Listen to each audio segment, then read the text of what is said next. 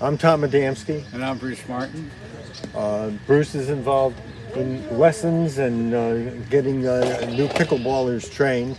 I was involved in the design and the construction of the courts. It all started out, a woman that spent her winters in Florida called me, lives in the village during the summer, called me and said, how'd you like to try pickleball? And I said, at the old tennis court over here, which was decrepit with cracks and whatnot. Got a bunch of volunteers together, got the village to buy a couple of portable nets, and with the volunteers we painted pickleball lines all over the tennis courts. There was a survey done to find out what the villagers wanted to do with the old tennis courts. And pickleball, even though people didn't know a lot about pickleball won over by a large margin. So, yes! Welcome to the court. Welcome to the court. Great job, Tom. On behalf of all of us pickleballers here at Heritage Village, I'd like to take this opportunity to show our appreciation to Tom. Tom has worked so hard at making this happen. Whether it was meeting with administration, sending out weekly emails, getting down here before play to blow off the leaves on the court, researching the whole concept of pickleball and how it is constructed, etc., etc. Even drawing the chalk lines up on the platform tennis court when we first started playing. The list is endless. And all of us would like to say a great big thank you to Tom. So we would like you and Connie to do something fun on behalf of all of us. And I have one last piece of advice. Tom, stay out of the kitchen.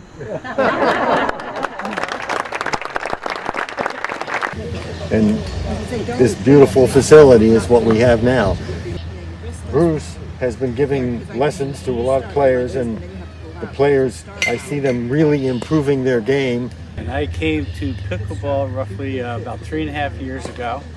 I was a tennis player, playing 4 or 5 times a week during the summer.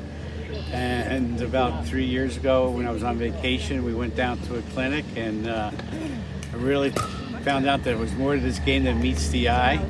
And I approached Tom. I said, you know, I'd like to give a little bit back, and I'd be more than happy to do a clinic. What do you try and do during the clinic? How does that work? And can anybody come? No, I mean, well, you have. It's for Heritage Village. You do have to sign up with Tom. The purpose of the clinic is just basically to introduce people to the game, give them a sense of what is involved. We tried to get them to hit a lot of balls. Actually played some games initially. But basically to introduce them to the game. It's somewhat instructional, but more that they get out and hit a lot of balls, meet people. I think they requested that they can exchange numbers so they can get together on their own. And hopefully they'll follow up with it. But you can't get it, there's too detailed instructions given that you got 1 hour, 25 people. And we're doing it over 3 weeks to break it down because there's a lot to absorb in one session. So today is the second of 3. Today is the second of 3. In the first class, we went over the serve, which is important to get the game started. The forehand. Today we're going to go over volleys and return to serve. I think if you can serve, return serve, hit a ground stroke forehand, and volley at the net, you're good enough to start playing the game. And those are the things we're focusing on, not the advanced strokes like overheads, dinking, half volleys, but to keep it fundamental, and the purpose is to get them so that they can be able to play in the game in a short time. The great thing about what Bruce is doing here is it gets people started, gives them a starting point, because people don't, there's a round robin that takes place here every single morning starting at 8:30. For a would-be player to come in and try to partake of that round robin makes them feel uncomfortable, kind of disrupts the round robin a bit because they have no idea what they're doing. They don't know how to serve. They don't know how to return a serve. So this gets their foot in the door in pickleball. Do you think you'll do another clinic later this year? Another three? We were just talking about that possibility. And depends on the feedback we get, but what we might do a little bit different is do specifically real beginners and do a 2-hour boot camp and focus on with maybe 8 people instead of a large group, but that's to be worked out. We probably would do it in the afternoon so we're not interfering with the drop-in, but we'll see if there's a need and a market for it. When I say market, just people who are interested. So just before we close out, Bruce, you want to explain your T-shirt? Oh, What is a dink? What is a dink? For this those is who are actually watching. a takeoff of Stink Stank Stunk from the Grinch. Okay. But more importantly, I would be remiss if I didn't say it was a birthday present yesterday. I turned 71, Oh, and good. this is a birthday present. And dinking is a part of the game where you hit soft. If I could just summarize pickleball, the object is to get to the no volley zone, and it's played from there. And dinking is a big part of that game. But I found out in my instructional that dinking is a intermediate skill. It's not a beginner skill. You have to work to get up there. But ultimately, good pickleball players all want to be at the net. I read a book. The whole book was about at the net. All right. Thank you very much. So let's do a quick review. Last week, what did we talk about? We talked about the serve and the forehand, right? My group got a little bit into the volley, which we're going to go into today. I always like to summarize. What did we learn last week? Give me 3 things. Don't backpedal. Don't backpedal. Thank you for reminding me. Seriously, probably the biggest safety issue. Don't backpedal. All right. If you got to take a forehand overhead side step. So we're not teaching that, right? Don't backpedal. Don't go for anything that you really can't get to. It is true that a lot of people from pickleball end up in the emergency room. It's not about the game, it's more about what people try and do that they shouldn't try and do, okay? And it's a great game, but play safely, all right? Play another day. No risk. No risk. No risk in this game. I mean, the only time I've ever seen is very advanced players when they snap the wrist on the serve. You don't need to do it. I've got a very bad wrist. I lock my wrist on every single shot. But thank you, you're right. No risk in this game. Anything else? Relax, relax, relax. Relax, relax, relax. Very important. Every single shot in pickleball should be played out in front of you. Out in front of you. Okay. Most important thing is get your serve deep. So Pete and I played in a 3-5 tournament. This is a serve I would use in an advanced tournament. Okay? And I would just basically 3/4 pace and try and get it to the last third of the court. It is hard to hit it deep and try and hit it hard. It doesn't make sense. So if I want to get it deep, I hit it softer and higher. That would be my best serve. That would be a serve I would use in a 3-5 tournament, okay? And Pete's going to return now. We haven't talked about the return, but if I hit that ball back, he wants to get it back deep and give himself time to come in. Not hit it hard, because if Pete hits it hard, he's basically taking time away from him coming in, right? I'm a big fan of Vic Braden. He talked about tennis being time management. Basically, pickleball even more so. You like Vic, yeah. Basically, Vic talked about tennis being time management. How to give yourself time and then take time away from your opponent. So here would be my serve, right? I would try to get it back deep, and he would come in, and then he gets in. Now it's 2 against 1 in the back. So ultimately, that's the game. Then we talked about the forehand.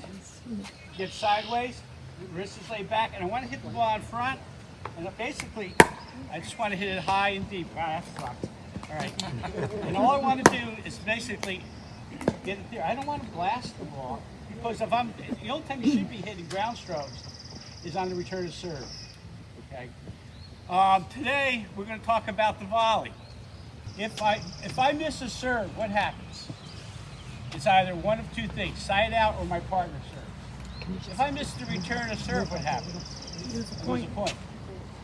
If I hit my return and it's short, I give up my advantage.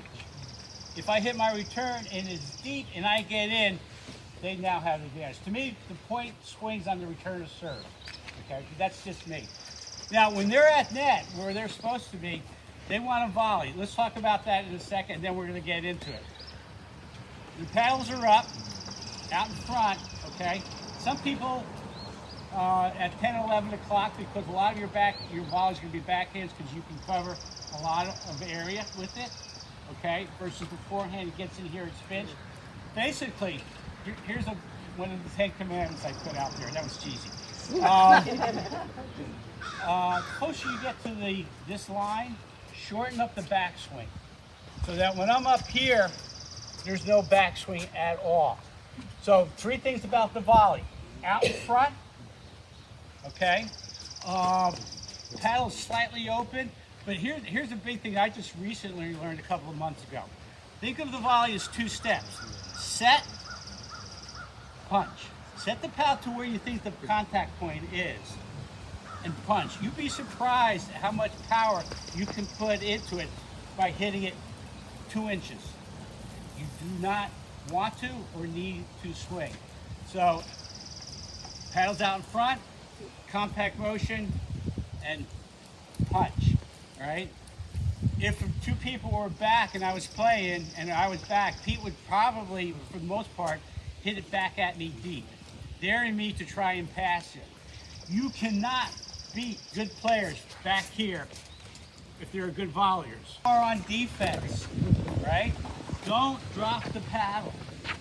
Get low, open the face, and punch it back. There's a saying that I saw, and it's a great one. Don't try to win the point don't lose the point on a point you can't win it on. Right? So if the ball's below the net, I can't win that point. Don't try and hit it with it. Keep it back safe. Also, grip pressure. Grip pressure. Up there, if he's hitting a firm volley, he would be about a 7. Right? If he's going to try a drop volley, which we're not going to teach, he would loosen the grip, take the pace off, and try and hit it in the kitchen. Right? So his grip pressure is about a 7 right now. He wants to be firm, and he wants to stick the volley. No swing. Ready? Set the paddle. Punch. Set paddle. Punch. Nice. And that's all he can do with that shot out in front. I can't beat him hitting the ball hard from back here.